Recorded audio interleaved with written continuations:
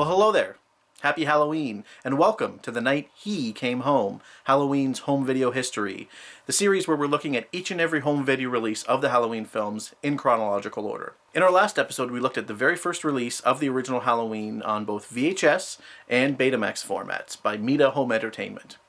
This episode, we're going to be moving on into the 1980s, which is when the home video industry really took off, largely due to the rental market. Because up to this point, the only way to acquire videotapes was to purchase them, either in the stores where they sold electronics, such as your VCRs and your stereos and stuff, or directly through mail order from the distribution companies themselves. There were also a few video clubs that were starting around this time that you could subscribe to, where you would get a catalog, or they would have listings in a magazine of movies that you could order from them. But as I said, these movies were quite expensive. They were $50 to $80 sometimes to purchase one tape. And because the average person tends not to watch a movie more than once or twice, certainly in a time before home video, it made more economical sense to be able to rent movies for a few dollars, have it for a night or two, and then return it, rather than paying one large fee and then having it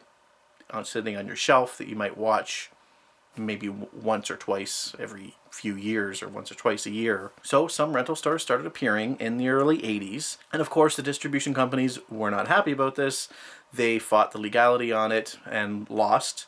Turns out it was legal to rent these movies out, and that's really when home video became the big industry that it would eventually turn into in the 80s and 90s. But back to 1979.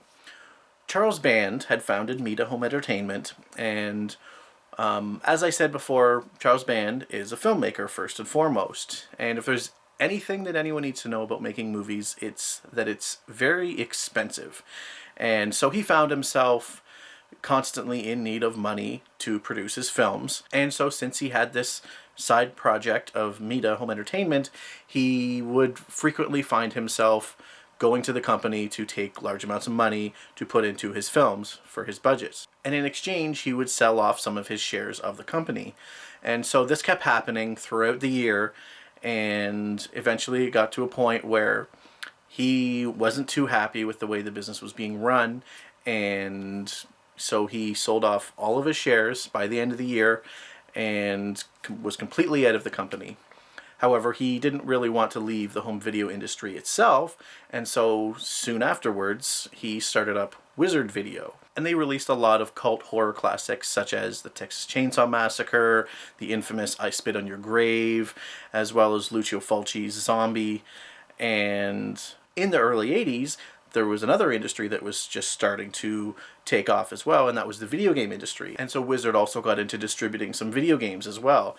And in the early 80s, they put out two games for the Atari 2600 based off of horror movies, and those were the Texas Chainsaw Massacre and Halloween. But back to Mita. As 1979 turned into 1980, Charles Band had left the company, and Irwin Yablans had taken over as head of the company. Irwin Yablans, of course, is from Compass International Pictures, which produced the original Halloween. He's also credited as the one to come up with the idea of setting the movie on Halloween. Originally, it was just a film about a babysitter being stalked by a killer. He decided to set it on Halloween, which is an enormous contribution to the success of the film, of course. So one of the very first things that Yablans did was to change the name of the company. Apparently he didn't see it as being a good idea to have this company named after the wife of the former owner of the company. So as 1980 began, Mita Home Entertainment became Media Home Entertainment. And they immediately began putting out new movies under the new name, Media Home Entertainment, of course, as well as re-releasing their previous library with the new Media brand. And so, in March or so of 1980, Media Home Entertainment re-released the original Halloween in its new packaging, now saying Media across the bottom, as well as the side, the top, the back, etc. Other than that, it's an identical release of the original film. The only thing they changed is the name of the company. Same artwork, same box color design, same text on the back. Everything is exactly the same. The tape itself, same thing, Same logo, same description, same warning, same title, same color scheme. Everything is identical. And of course, the movie was also released on Betamax. This time I actually have a copy. So we have the Betamax and the VHS editions of it. The Betamax obviously being a little bit smaller tapes. And the tape label itself, a larger label. Unlike the VCR label, which is smaller, even though the tape is larger, it's a smaller area for a label. And my copy of the VHS also came with a little index card, which catalogs some of the other releases from Media Home Entertainment. It's got a list of feature films, animated films, concerts and specials, and some adult films as well. And they're all listed in order of catalog number. And the back is blank. If anyone else has one of these, I'd be interested in knowing if there are different versions that were released, if these came out in the Meta releases. I don't know. Mine just happened to come with this. I got lucky. 99% of these, I'm sure, were thrown away over the years, but mine still has that in there, which is really neat. I'd never seen one in any other edition before, so that's cool. Now, I said that the packaging for the media release was identical to the Meta release. However, there actually is one very small and very intriguing difference here, and that's the listed running time. The film itself runs just shy of 91 minutes long. However, for some reason, the original Meta release has the running time listed as 85 minutes. I'm not sure where that number came from. The tape doesn't run fast or anything. It plays normal speed. It plays about 91 minutes long. However, for some reason, it's listed as 85 on the packaging. And I've noticed a few of the early Meta releases have incorrect running times for movies. I'm not sure what the deal was there, if they just kind of guessed or what, but for some reason, they're often way off. Now, with the re-release on the media label, they've updated it. It now says 90 minutes running time, which is a little bit more accurate. However, as we'll see as time goes on, the listed runtime for this movie fluctuates quite a bit for some reason. So once again, the big question is, what is actually on the tape itself?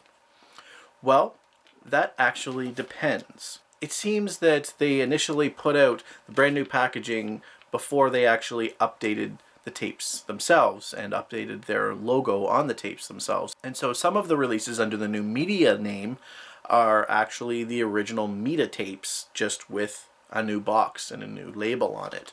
And so they include the old Meta logo. However, as the months went on, Media would eventually come up with a brand new logo that isn't simply the original logo with a letter I stuck in there. They would actually come up with a brand new logo, and then they included that logo on their tapes. And so some of these releases got an updated tape with the new Media logo.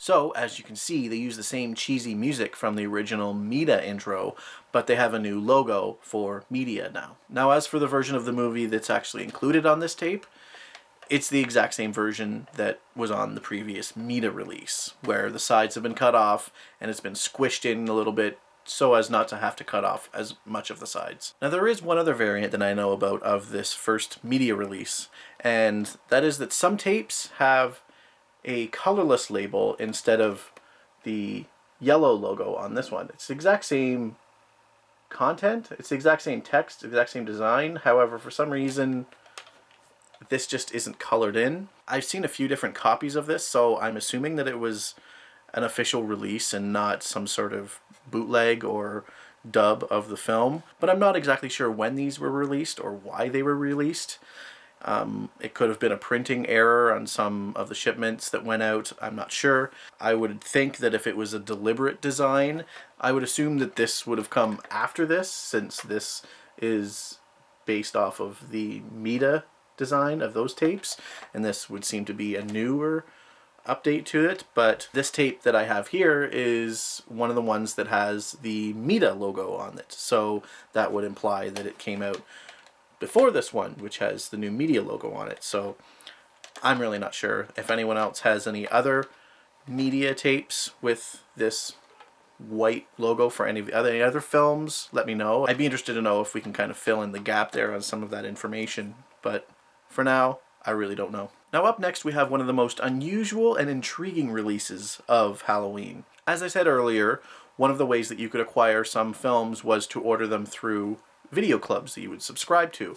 And one of those video clubs was Time Life Video. And Time Life Video started their video club in September of 1979, but prior to that they've been around since at least the 60s as Time Life Films, and they put out mostly special interest films, educational films, concert films, self-improvement films, etc., as well as a few actual movies. And one of the films that they put out in their early days as Time Life Video was the original Halloween. Now, it's unclear when exactly this was released. As I said, Time Life began putting out tapes in September of 1979, and so sometime between probably 1980 or 81, Time Life put out a release of Halloween. And since this was something that you could only get through direct mail order, similar to the manufacturer on demand now that you can get through Amazon and that type of thing, this movie is actually extremely rare. Among collectors, there are only 3 or 4 copies that are actually known to exist,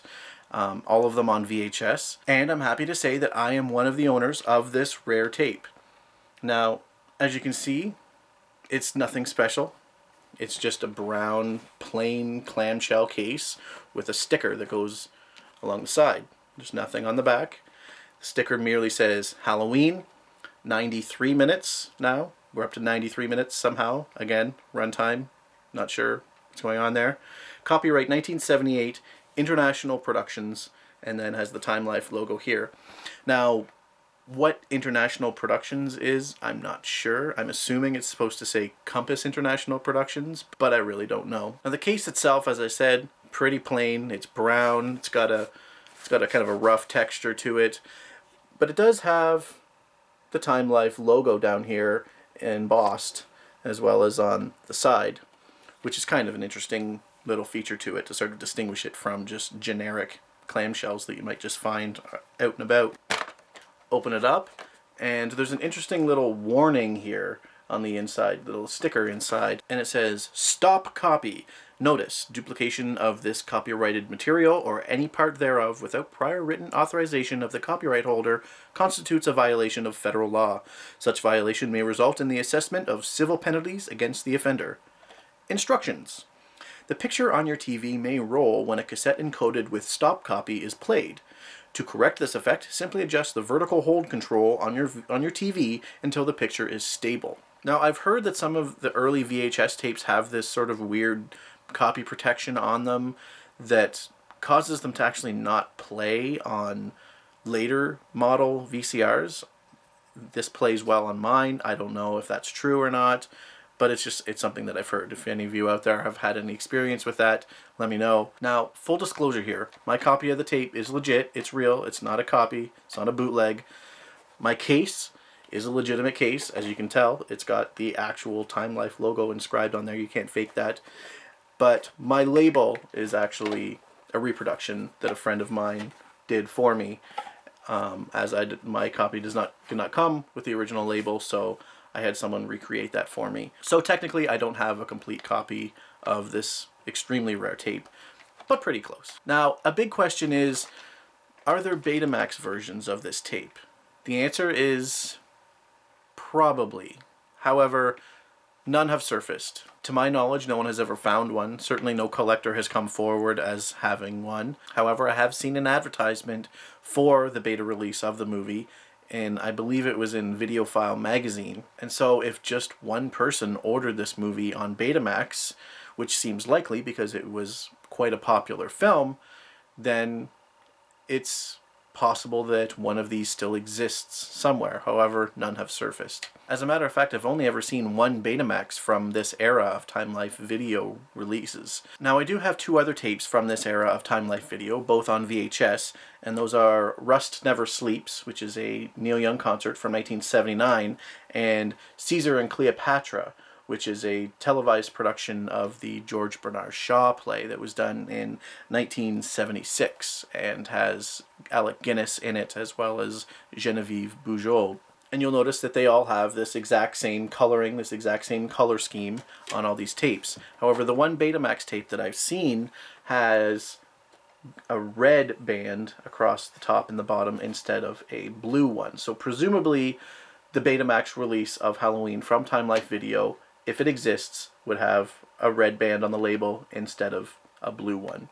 However, to date, none have surfaced, hopefully in the future. And yet again, the important question, what is actually on this tape? Well, it's the exact same version of the movie, yet again, with the squished video and the chopped off sides. However, instead of either the Meta or Media logo, we have the Time Life Video logo.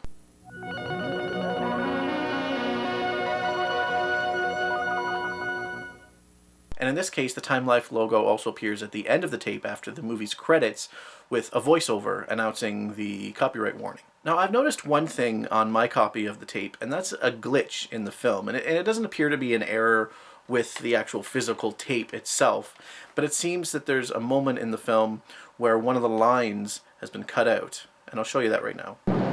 Just try to understand what we're dealing with here. Don't underestimate it. Don't you think we could refer to it as him? If you say so. The compassion's overwhelming, Doctor. Just try to understand what we're dealing with here. Don't underestimate it. Don't you think we could refer to it? The compassion's overwhelming, Doctor. Now, as I said, I'm not sure if that's just an issue with my copy or if they're all like this. Obviously, this is such a rare tape that I don't have more than one copy. I don't have another means of verifying this. Now, as I said, when exactly this was released is unclear. This era of releases were, like I said, approximately from late 1979 until 1981 or so. So somewhere in that time frame, but it's unclear. So as we move into 1981, there's the huge announcement of a sequel to Halloween, and that's Halloween 2, which was released October 30th, 1981, sometimes subtitled More of the Night He Came Home, as it continues off exactly where the original film left off. As Laurie is taken to the hospital in the aftermath of the original killings, Michael Myers follows her there. Loomis is searching around town, trying to find Michael, and uncovers the secret that Michael is actually Laurie's older brother. And Donald Pleasance, of course, comes back. Jamie Lee Curtis comes back.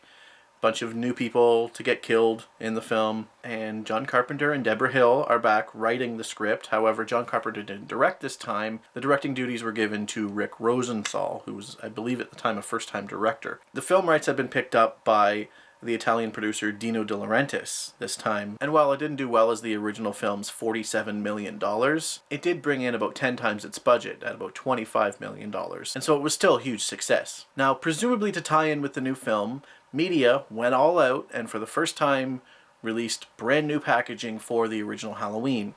And that's this release here, which is one of the most popular ones, one of the most common releases that were put out on VHS. Again, the original poster art, which is awesome. The name of this web series here along the side. It's got the credits down along the bottom and this white stripe with the brand new Media logo there across the bottom, which this design stuck around for a while with Media for all of their releases with this white stripe across the bottom. But they would have it, rather than black, there would be different color scheme for each movie. Along the side, we have Halloween. White stripe continues. There's also a little black and white version of the logo there. Same thing on the other side. On the top. Now, the back. Well, well, well. What do you know? We have actual photos from the movie this time. We have a picture of Michael approaching the closet that Laurie's hiding in.